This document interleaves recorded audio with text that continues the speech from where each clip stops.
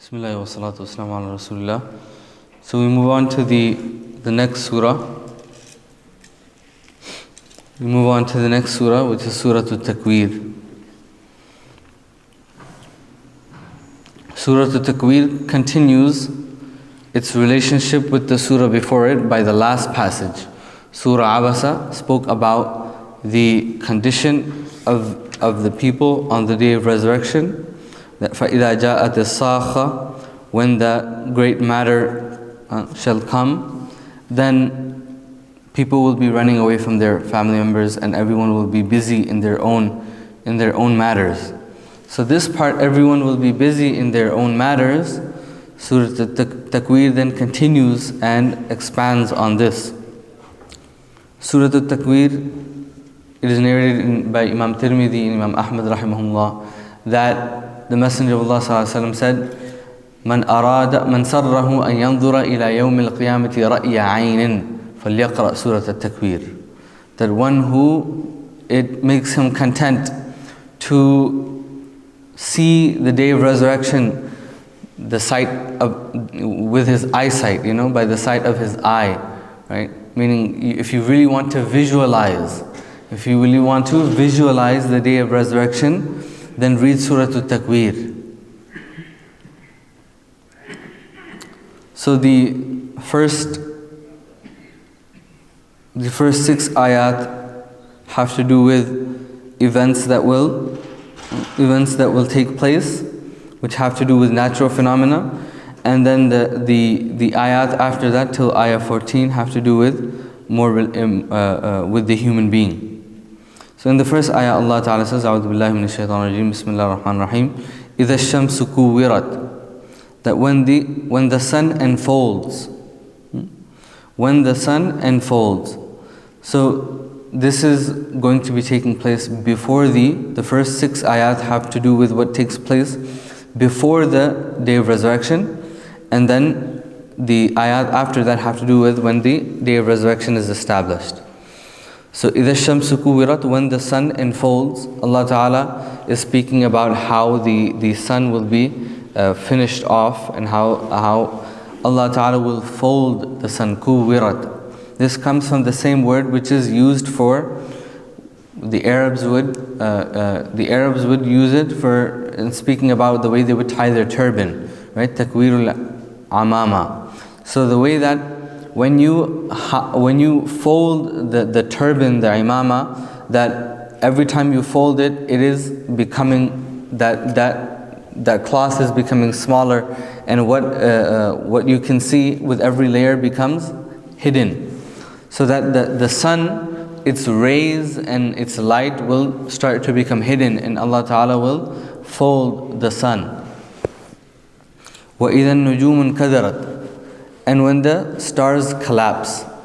When the stars will collapse. Inkidar refers to when the stars will fall, right? So some of the mufassirun, they mention that the stars will fall, and they will fall into the sea, they will fall into the ocean. But basically everything that mankind knows to be natural within the sky, and specifically the sky, and of course this is a Makki surah, so it's referring firstly to the people of Makkah. So people who can see the sky and see the sky every night, right? Unfortunately, we barely see the sky, we barely look into the sky, right? We're always busy in actual buildings that we don't look into the sky. We don't look at the moon, we don't look at the sun, we don't look at the stars. But these were very important things in life before. People would look and spend time looking into the sky and pondering upon the sky. So the stars, which were something that the Arabs or people in general would look at, they would enjoy its sight, right? Those stars now will fall, right? In Qadarat, they will fall. Now in Qadarat also comes from the word Qudra, which basically, not Qudra with a qaf, but with a kaf, Qudra, which means dirt. So basically that the beauty and the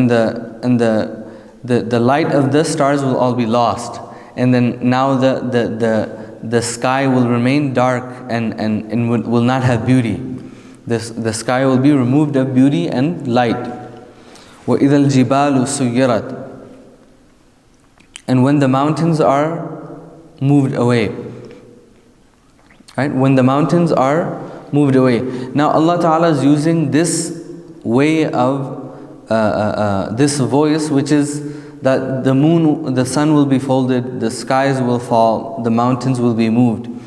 Who is doing all of this? It's Allah, obviously. But these instances, they will be so great that Allah Ta'ala is trying to bring our attention to the instant itself. That these things will be happening in such a great manner that people will be very, very busy their minds will be very busy with what is taking place. وَإِذَا الْجِبَالُ سُيِّرَتْ, and when the mountains will be moved away. Right? So, and the word sayr, it means to just calmly move, right? It means for something to calmly move.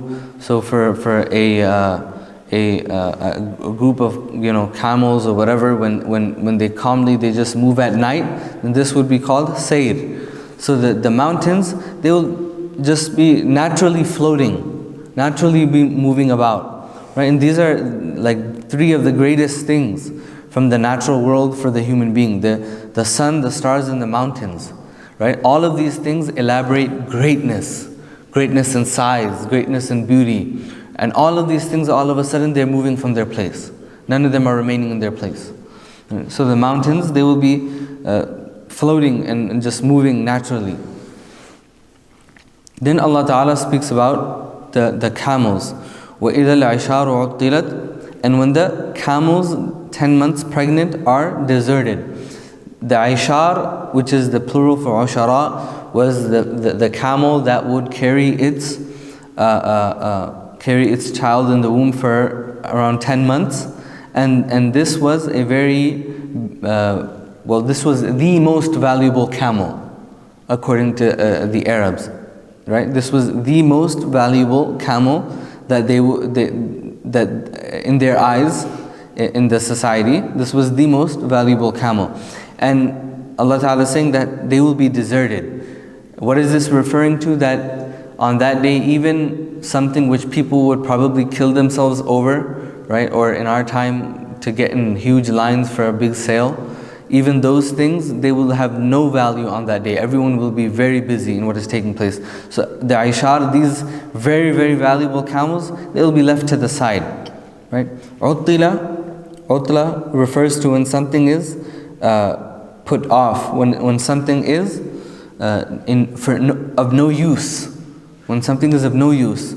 So these very, very valuable camels, which in any other state, in any other condition, the Arabs, it would be impossible that they would leave them alone and not claim these camels.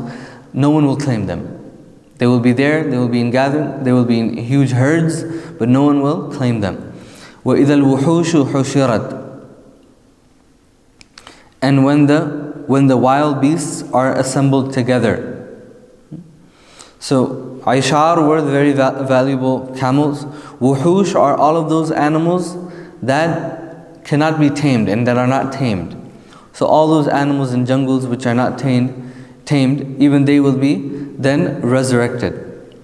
Now what Al-Biqai rahimahullah mentions, that the reason Allah Ta'ala is saying this is that even those animals which no human being had any relationship to, they were not tamed, no one had anything to do with them, even they will be resurrected. So what are your thoughts about the human beings? Every single one of them will be resurrected. Every single one of them will be resurrected and raised from the earth. The other Mufassirun also mentioned that why will they be raised? So that justice can be established, right? And so a goat or sheep, a goat which doesn't have horns, and a goat which has horns, if they had ever fought in this world, Allah will raise them and Allah will establish justice between them, right? And then Allah Ta'ala will destroy them. So if Allah Ta'ala will establish justice and take accountability from animals which are not tamed on that day, then how will the accountability of the human being be? How will the accountability of the human being be? وَإِذَا الْوُحُوشُ حُشِرَتْ. Qatada rahimahullah was a student of Ibn Abbas radiallahu anhu, from the Kibarul Mufassirin, from the senior Mufassirs, right? The senior scholars of Tafsir. he will say that even the flies will be resurrected. Even the dhubab, even the flies will be resurrected on that day. وَإِذَا النُّفُوسُ زُوِّجَتْ. Now the ayat after have to do more directly with the human being. The ayat before had to do with what was taking place around the human being. Now the human being themselves. وَإِذَا النُّفُوسُ زُوِّجَتْ. And when the souls are recoupled, and then the translator in brackets put over here, with their bodies. Zuwija means to be paired. But what will these people be paired with? The Mufassirun have a few statements regarding it. One being, as mentioned over here, that the souls will be recoupled, paired once again with the body. The other is that the people will be coupled with their actions, which is what's mentioned later on, the suhuf, with their scrolls, the scrolls of good deeds or bad deeds.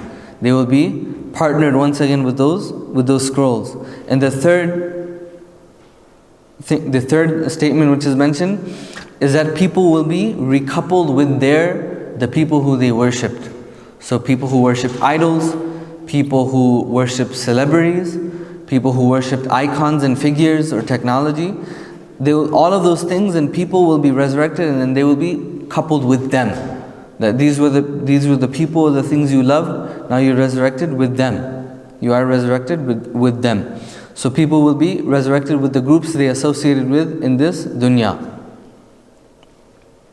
وَإِذَا الْمَوْءُودَةُ سُئِلَتْ. And then the next part the next two ayat have to do with the practice of the Arabs at the time when a daughter would be born, that they would fear that shame would dawn upon their family, that this would be an embarrassment. So what would they do? They would, with their own hands, take that child actually it's even mentioned in the books of history that the mothers themselves would dig the grave. Right?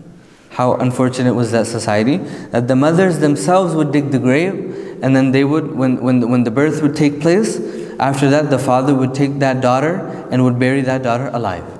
This was the society which the Prophet ﷺ came in. Right?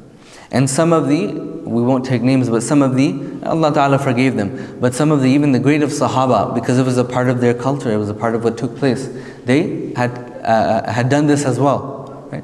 And they used to come to the Prophet ﷺ, they would be very fearful of this. And the Messenger of Allah ﷺ would say that Islam forgives everything which is before it. Islam forgives everything that takes place before it. But this was a practice that would take place. So Allah Ta'ala said, وَإِذَا الْمَوْءُودَةُ سُئِلَتْ. That when the female child buried alive is asked. And why is now you have the criminal and you have the victim. The criminal is the parent that is burying this child, and the victim is the child. Why is the victim being asked? Right? This is to strike fear within the hearts of the people who commit this action, that we won't even ask you why or why not did you do this action, for right or for wrong. We are simply going to ask the victim. The victim will complain, the victim will cry, and then we will throw you into the fire. So you will not even be asked. And so in a similar place, in a similar way, Allah Ta'ala said regarding the Christians, that on the day of resurrection, Allah Ta'ala will ask Isa alayhi salatu wasalam, that did you tell the people to take you and your mother as gods? Did you tell the people this? And the people will not be asked. The Christians will not be asked of why they did so. Right? They will be very simply punished for that belief and that action. But the victim over here, which is the Isa alayhi salatu wasalam, or in this ayah, the daughter which is buried alive, they will be asked, and then they will complain to Allah Ta'ala. بِأَيِّ ذَنْبٍ قُتِلَتْ. Right? بِأَيِّ ذَنْبٍ قُتِلَتْ. For what sin she was killed? For what reason? Right? What is the sin? And this is obviously a rhetorical question, that بِأَيِّ ذَنْبٍ قُتِلَتْ. What is that sin that this child committed, or could have committed, that this child was buried alive? That this child was buried alive and killed. Then Allah Ta'ala says, وَإِذَا الصُّحُفُ نُشِرَتْ وَإِذَا الصُّحُفُ نُشِرَتْ. when the records of all human deeds are disclosed. So all of these scrolls, and Allah Ta'ala mentioned it in a very beautiful way, that scrolls are usually rolled up, that these scrolls will be spread, they will be opened, right? And so people will try to hide their scrolls. People will try to hide their scrolls, but no one can hide their scroll. And the scroll, the actions which are in it, they will show in a very real form. It's not going to just be any writing, but rather these people will be able to see their actions on their scrolls, right? No one can hide from their actions. Everything will be recorded on that scroll. And these scrolls will be given to every person, and no one will be able to hide those scrolls. وَإِذَا السَّمَاءُ كُشِطَتْ, and when the sky will be stripped away. So now, referring again to the sky, وَإِذَا السَّمَاءُ كُشِطَتْ, kasht means to skin an animal. So when an animal is skinned, right, that is known as kasht. So when the sky will be, it will be skinned. The sky will be again basically destroyed. But Allah Ta'ala is saying it in an eloquent manner, that the sky will be skinned. It will be taken away. وَإِذَا الْجَحِيمُ سُعِرَتْ, and when the hellfire flares up furiously. Now in the surah before, of course, the surahs before, Allah Ta'ala mentioned in the ayat before, in Surah Abasa, Allah Ta'ala mentioned the suhuf over there as well. Allah mentioned في صحف مكرمة مرفوعة مطهرة. Over here suhuf again is also mentioned, right? Then over there Allah Ta'ala spoke about the people who will, you have the believers and you have the disbelievers. The believers will be smiling and they will be joyful, and the disbelievers will be what? Their face will be full of dirt. Their face will be full of dirt, and they will have fear upon their face. And so that was the condition of their face. And now the condition of their dwelling place is being mentioned. That وَإِذَا الْجَحِيمُ سُعِرَتْ, that the fire of Jahannam will be made greater and greater, right? Su'irat means that the fire will be made even greater. And it is mentioned in hadith and other places that there will be a great noise which will come from the fire, right? And that noise will stir fear within the hearts of the people. That, you know, this Jahannam will be ready to swallow its victims. وَإِذَا الْجَنَّةُ أُزْلِفَتْ, and when the garden of paradise is drawn near. So uzlifa means to bring something near, bring something close, but it's different than qurriba. Qurriba would also mean to bring something close. But uzlifa has a sense of honor to it, that in an honorable fashion, Jannah will be brought close to the believers. Jannah will be brought close to the believers. And so then all of this, now every ayah, إِذَا الشَّمْسُ إِذَا النُّجُومُ إِذَا الْجِبَالُ إِذَا, right? إِذَا is a statement when Allah Ta'ala is trying to mention, it's a statement of shart, that there's a condition, that this will take place, and when it will take place, another matter will take place. What is the other matter? Right? So all of these things are going to take place with the condition that another matter will follow it. What is that other matter? عَلِمَتْ نَفْسٌ مَا أَحْضَرَتْ. It is then that each soul shall know the consequence of all that it has brought forth. That every person, every soul will there and then recognize, what did I bring forward?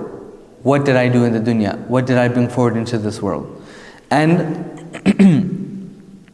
this is a response not to all of the ayat together, not to the first ayah, but this is a response to every ayah. So when every one of these events will take place, إِذَا الشَّمْسُ كُوِّرَتْ, when the sun will unfold, when the people will see the sun is folding, then the people will start to question, what have I done? What have I brought up for tomorrow? When the stars will fall from the sky, they'll question again, what have I done? What have I brought forward? When the mountains will be moved from their place, what have I brought forward? What have I done for the hereafter? Right? When the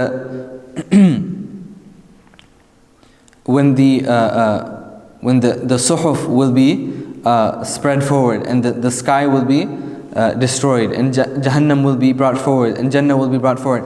At each time, separately, the person will question themselves, what have I done? What have I brought forward? What have I done for myself? And ahdarat means to make something present. So what have I made present? What are the actions that I have prepared for the hereafter? And we stop here, and then we'll continue with the remaining surah and finish it inshallah in the coming week. Ask Allah Ta'ala that He grant us correct understanding of the ayat, and that He forgive us for any mistakes. Subhanallah wa bihamdihi, subhanakallah wa bihamdika, nashhadu an la ilaha illa anta, nastaghfiruka Allahumma wa natubu ilayk. Inshallah everyone can join us in the back for breakfast. Jazakumullah khairan.